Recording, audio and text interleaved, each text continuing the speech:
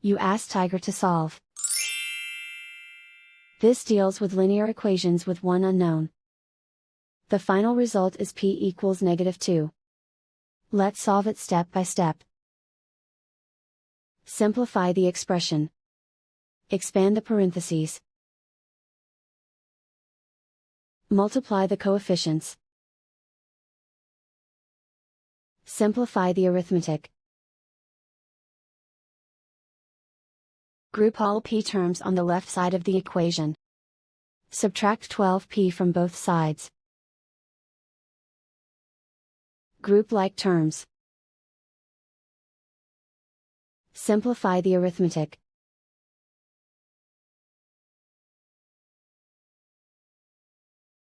Group all constants on the right side of the equation. Add 12 to both sides.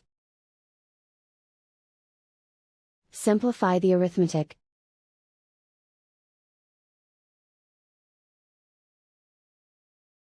Isolate the p.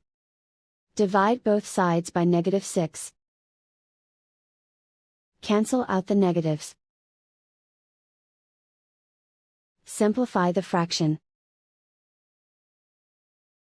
Simplify the arithmetic.